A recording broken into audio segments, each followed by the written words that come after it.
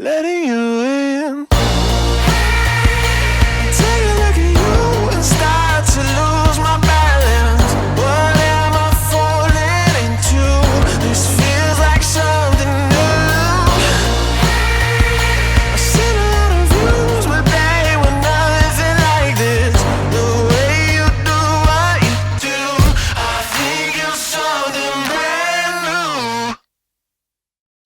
Join us to hear how Blunomy, the energy transition specialist consultancy, and Zoa, the software platform for home energy management, present their vision for the future of energy.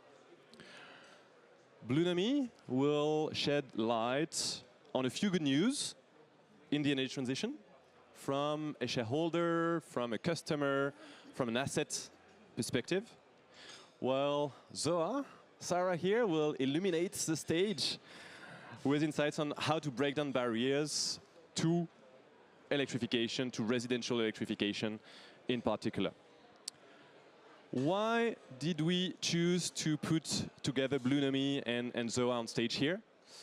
Because Blunomy and Zoa are both innovators.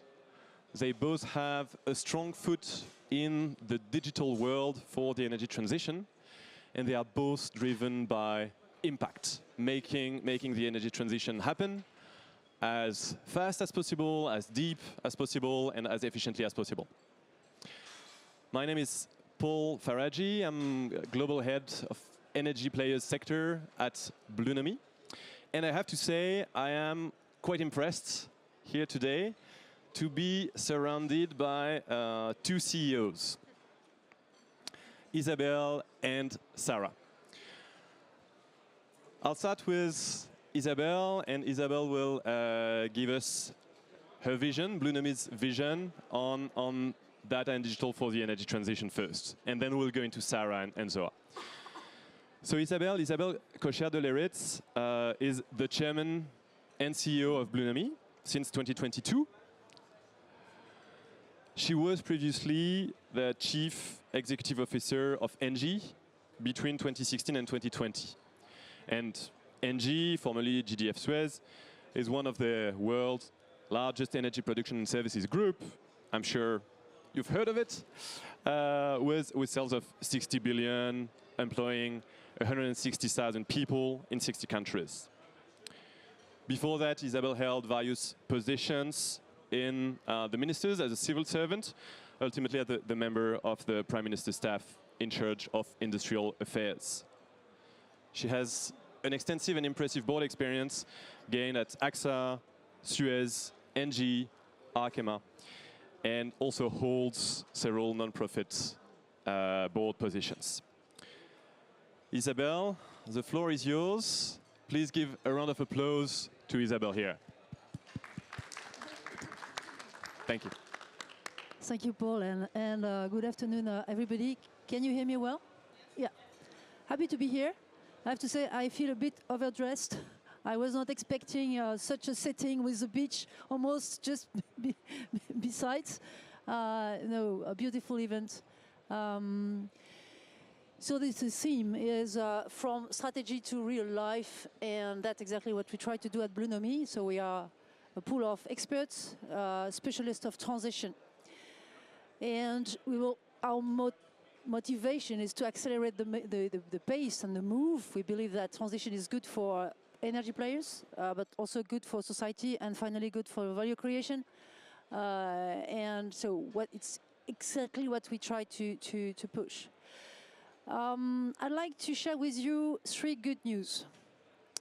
The first good news is, and all of them are related to precisely data and digital to support this transition. The first good news is that more and more shareholders understand energy transition. That's absolutely needed. To transition, a group needs financial support from shareholders, from bankers, from everybody. And we are happy to see that the BlackRock of the world, I would say, understand more and more the topic. And I'd like just to illustrate what I'm saying, show some examples, if it's working. Yeah, it's working. What you have in front of you is an example of methodology that has been implemented by global financial institution worldwide. Here you have 100% of the revenue of a company. So it means that these guys, they are more and more able to understand the quality of the turnover. In the red part is the turnover that is at risk of transition, that is to say expected to disappear, with different colors. It's a simplified view, of course, simplistic, but nevertheless explanatory. And they are more and more able to assess that and to assess also the part of the activity that is expected to grow in the future. That's the green part. And in between, the yellow part, that is, represent assets that are expected to last, but that need to be transformed. What they progressively realize, these guys, is that even if you take two companies in the same segment, you see big differences. I will show you an example. Two companies, two real companies in the same segment. So you see, I don't need to explain a lot. I mean, you see that the mix, the business mix is really different. And it means that the value of these companies have progressively to differentiate. For the moment, the trading multiples are more or less the same, but it's the beginning of a change on this domain. They look also at the dynamic. Here you have a kind of illustration of what they look at. They look at not only the business mix as it is today, but also the way the company spends its capex. And so they try to anticipate where the company will be in 3, 5, 7 years from here. They're more and more sophisticated, more and more qualitative. And I believe it's not bad news because, again, we need the support, the transition. So all in all, it means that they look at carbon performance. It's already the case for several years. They look at carbon ambition, SBTi commitment, etc. But they start looking at the top part of this chart, that is to say business mix and business transition. And I mean, it's also good to note that the new regulation that is coming, CSRD, typically will accelerate that move. If you look at, and I don't ask you to read the screen, this is not doable, but just to show that CSRD is asking a lot of things, not only on carbon performance and carbon ambition, but also on business mix. And typically the part of business that is at risk regarding transition. That is absolutely new. And a lot of questions also regarding business transition. So that's the first good news. The energy players will be progressively looked, much more specific way than before, and typically crossing these 4 dimensions. And I believe it's good for companies that are in advance regarding transition because they will be more and more able to get more attractive multiples, more attractive valuations, more financing support, etc. First good news. The second good news is about the development of the green part of the business. There are more and more tools to accelerate this green development, which is absolutely needed. If you are a company that you need to progressively stop what is the red part of your business, you need absolutely to accelerate the green part to compensate. And timing is of the essence, of course. I would like to take 2 examples to illustrate that point. Biomethane. Biomethane development is something that is promising, we believe. The point is that biomethane development relies on a lot of small plants. No longer, big E&P production platforms, but decentralized biomethane production. And what's starting to be developed is, tools to be able to industrialize that development. I will give you one example. This tool has been developed through data screening methodology, digital, for a big oil and gas company, to help this company screening the feedstock, the biomethane feedstock, because of course it's absolutely critical, but also to screen the potential corporates expected to consume the biomethane, to industrialize the development process. This is absolutely critical, and this is developing. Another example is about battery storage. Here you have the illustration of the fact that the design of a storage facility is really something specific to be able to capture all the flows of value, not only the value from power market, but also from a flexibility market, more generally from ancillary services. And we see more and more shareholders coming on that front, but they need to be more and more comfortable to support the investment on the exact risk profile and revenue profile. A lot of new developments, and our teams, maybe Camille, you can raise your hand. Happy to tell you more about that. We see a lot of evolutions. This has been developed for Australian players at the beginning, because Australia is, of course, a geography where this kind of need appeared before others. So first good news, the shareholders, they understand more and more and they support more and more. That's the beginning, but it's really moving. Second good news, more and more solutions to accelerate the green part of the business. And third good news, more and more solutions to optimize the yellow part. You remember the part that has to be transformed. And to optimize the CapEx. CapEx optimization is absolutely critical. I will just mention the example of grids. The distribution networks, typically, they face huge challenges. They have to anticipate climate risk. They have to anticipate the fact that intermittent renewable capacities will be installed everywhere. And they have to allocate their CapEx envelope such a way that effectively they are efficient in the way they do so. And this is something that has been, met a lot of progresses. Here, and again, more explanations to come if needed, but it's an example of what has been done in Australia, again, by big networks, because limited CapEx envelope and the need to optimize that. And what we see is more and more sophisticated simulations. And the big evolution is a simulation that is no longer at global, at the size globally at the network, but point by point. Each point of the network has to be simulated. What are the renewable capacities that are expected to be installed around these points? What are the storage facilities that can be installed? What are the climate risks that are expected to raise in this point, exactly this point? And you do that thousands of points of the network. And what they have developed and the teams they helped, so again they can explain more.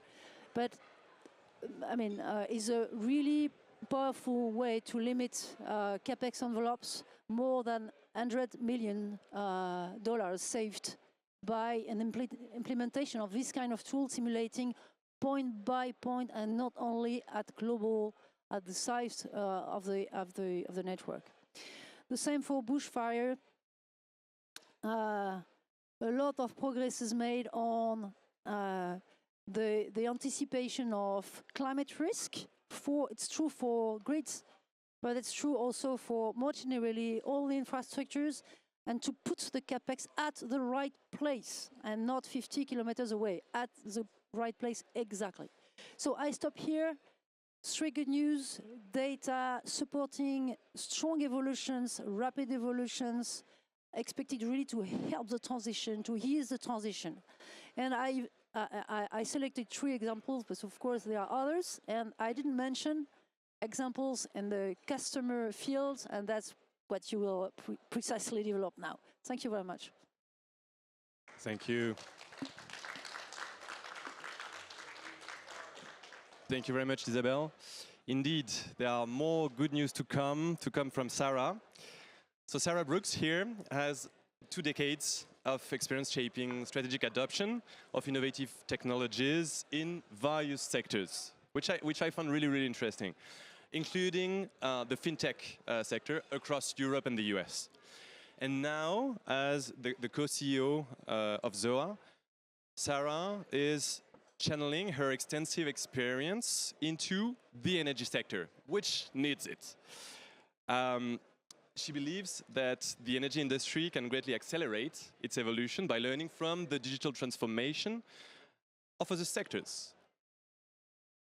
Her leadership at Zoa is dedicated to implementing these learnings and make them more accessible to drive sustainable growth and position the company at the forefront of the energy sector's rapid and even more rapid with you, Zoa, transition.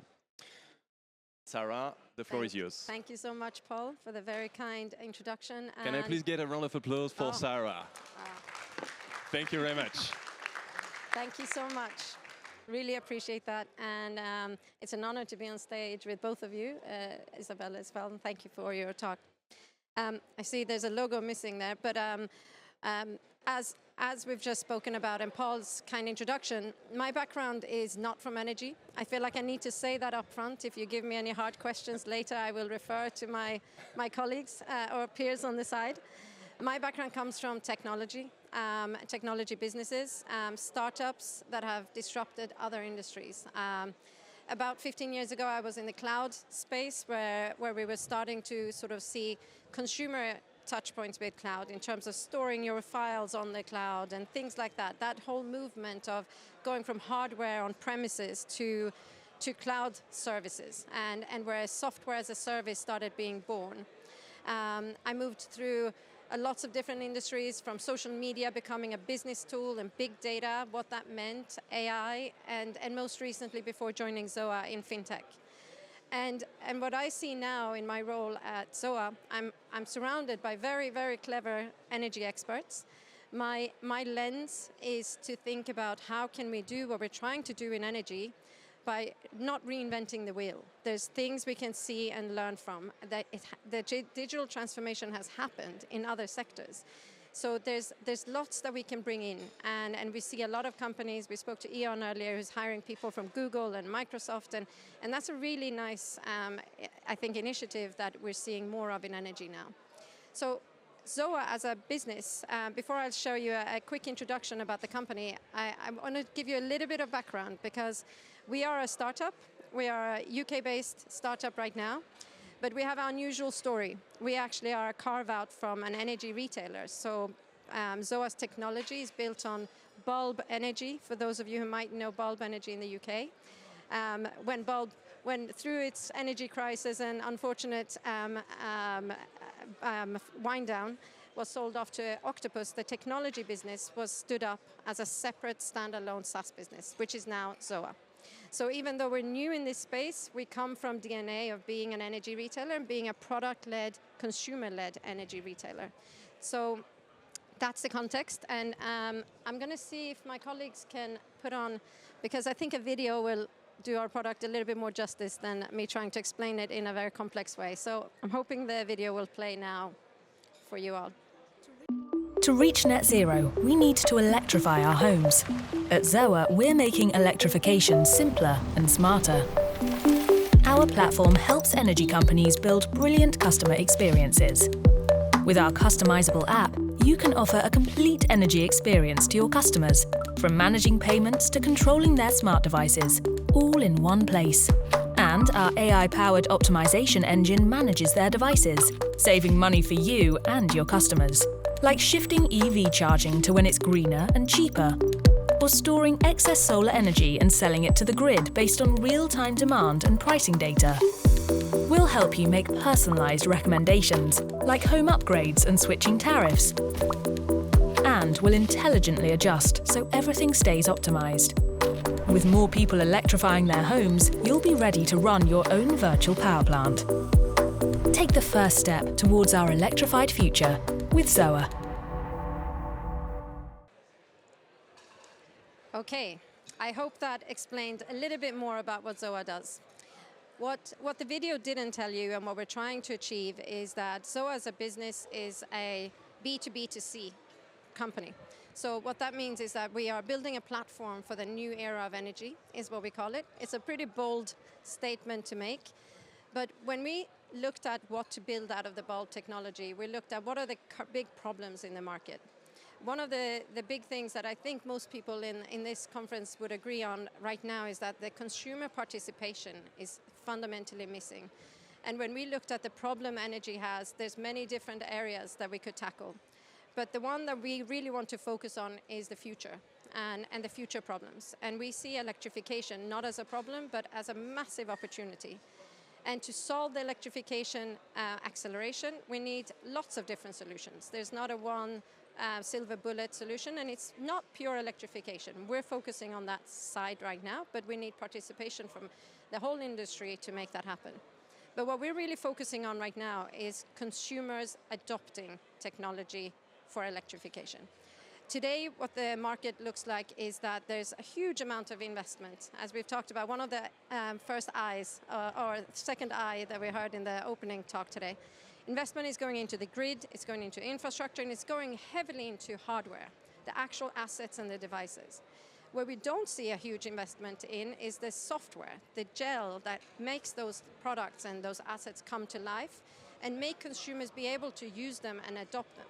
Because if we don't get consumers using and connect them and adopt them at scale, not the early adopters, not the enthusiasts, but the scale, we're not going to benefit from the flexibility market and other opportunities that we're all working towards. So we see that the consumer is fundamental for this transition, and we need energy companies to work with consumers in order for the transition to happen to its full capacity and potential.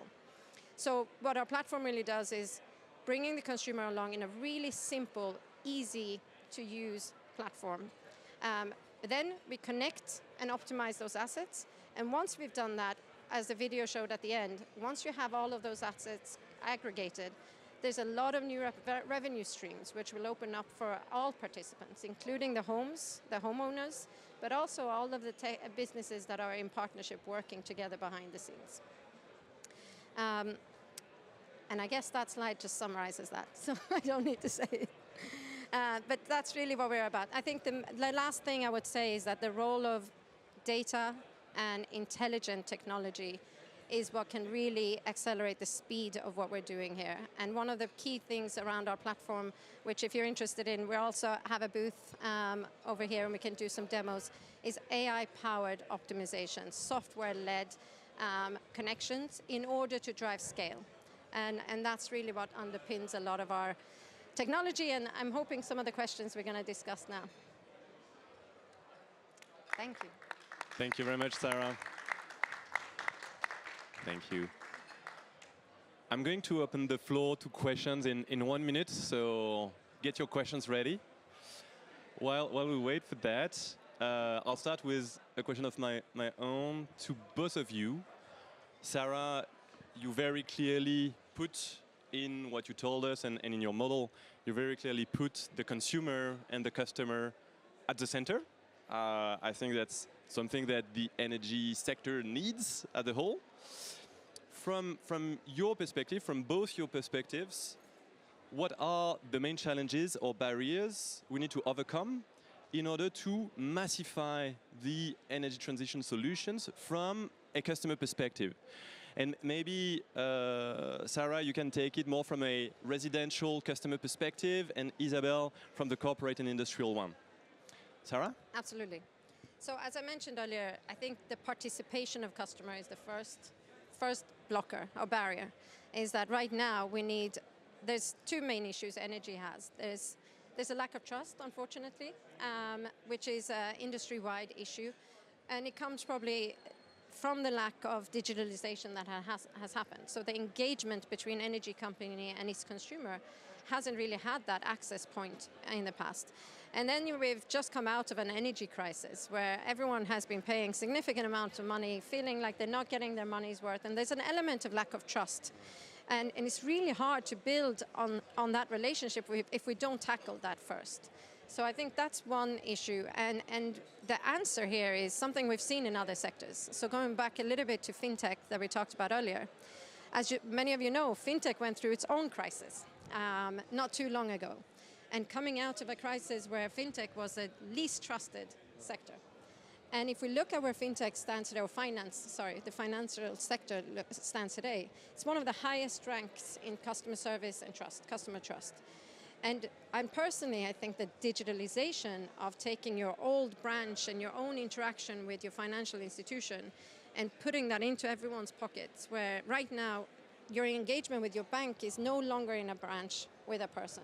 It's because it's always available to you, it's transparent, it's full and complete. I can see everything at my financial situation is. I can get a mortgage, I can transfer money, I can do everything I need to do myself.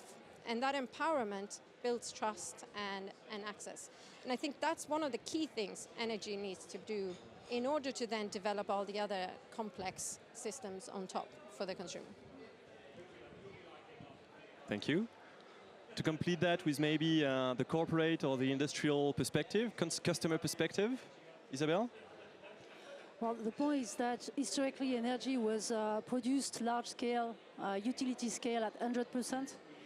And the new energy systems, they are more and more decentralized. That is to say, designed for a given site, typically. And it means that for energy players, that's a big change. They didn't need to be customer-centric, honestly. They were, excellent at producing large-scale energy, but it was not a profile energy. It was a commodity-like. And with a decentralized production mode, that's less and less true. And what we see is that players, they try really to be able to profile their B2B clients to understand exactly what are the challenges in terms of decarbonization of these players. Where are they ready to pay? What exactly? Is it more biomethane, more H2, more storage, more etc.? And this is really a move. And since we at Blunomy, we are really trying to bring innovation at certain points, because we believe that they are game changers. This point about the ability to profile clients and to be able to target exactly the right clients on the right things, it's something we work a lot on. And we believe that's the beginning of this move. Yeah, it's really something that is, that's what's not true. Honestly, I spent 20 years in the energy sector at Engie. And we were not historically client-centric. It was not the topic. We were asset-centric. And everybody needs to become more and more able to understand the exact situation of each and every client. That's a big change, and that's exactly what you address also with what you just showed. Great. Thank you. Do you have any question in the audience? Yes. There is a mic coming your way. Hi, hello. Can you hear me? I'm hearing myself anyway, so thank you. Sid from the MathWorks. Sorry. I think it's going to be... Do you want to come a bit closer so that we can hear it? Yeah, we're not equipped with the sound, unfortunately. Yeah, Sid from the MathWorks. So it's a question, I think, for both of you, and would appreciate your feedback and opinion on that. So I've seen a lot of companies in your space, actually, and I've been traveling quite a lot during the last few months. What's your competitive advantage, like with respect to the competitors, actually? Because you are basically using data, processing data, and then giving advice to your customer to make decisions. Yeah. That's basically the essence. Okay, I'll just maybe repeat the question here. Thank you very much. So if I got this right, it was pretty much thank you, great presentations, but there are lots of companies playing the data game, especially in the energy sector. So what's both of your competitive advantages? Sara? So from a data perspective, when it comes to competitive advantage, it's data on its own is not, oh, that wasn't, okay.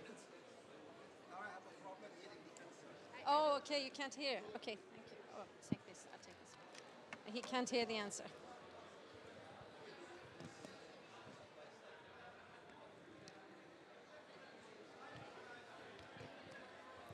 I don't know if I hear myself. No, I don't.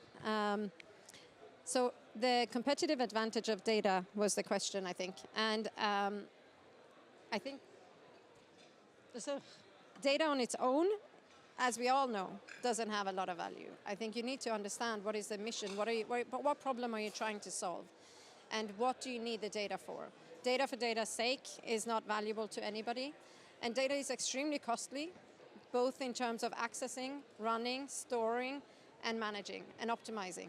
So for us, our competitive advantage is that we deeply understand what data we need and why we need it and what we're going to use it for. So just to give you an example on our optimization technology that we use is AI-powered AI models that we use to analyze home usage. That's a really big data point for us. Home usage and driver behavior tells us what our AI models need to think about in terms of optimizing your devices in the best way for you and your home. Because two homes on the same road can behave very differently. One can be a night shift employee, one can be a day shift. So we need to really understand data of how people behave in order to optimize their devices for the most amount of savings and energy usage in that specific home. So for us, data is very much focused around that area. There's many other parts as well, but that's one example. Thank you. About Blunomy's competitive advantage? Yeah, Isabelle? data in itself is something that's effectively has no value if you don't match that with expertise and specific use case. I believe where we have really made a difference is that each of these tools I illustrated have been co-developed with clients, with real players, and adapted to specific use cases with the proof of added value. So it's not like we say, okay, data is important and we push for data tools everywhere.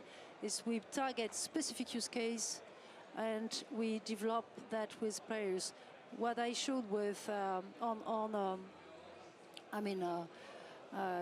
the ability to profile energy companies has been developed within financial institution and is effectively used every day by all the teams of this global player with hundreds of thousands of people using it. So that's, in my view, that's really the point. And the same for battery revenue simulation, and the same for biomethane targeting and profiling. So it's not data in itself, it's more the ability to make the relationship between existing data that are not yet leveraged and specific use cases. And here is the value. Thank you. Yes, we have another question just at the back here.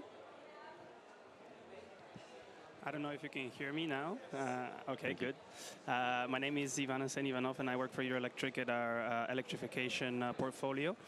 My question to you is, especially to you, Sara, but also to you, Isabelle, is with relation to the video that we saw and the way in which you're trying to actually shift and make customers from consumers into prosumers, in fact, and make sure that they work together with you in order to achieve electrification and decarbonization at a faster pace. So my question is, how do you look at maybe some technological barriers that exist currently in that field, for example, when it comes to electric vehicles and the data that they share? As you probably know, some of the automakers are quite keen on preserving that data for themselves, so it's quite complicated for third parties to gain access to that, as well as the question when it comes to, in fact, having vehicle to grid enabled and having vehicles that actually are able to work with that technology. Currently, we know that on the market there's practically no vehicles left that are able to do that. So this also taps into very much with as well heat pumps and making sure, for example, that also the solar panels on the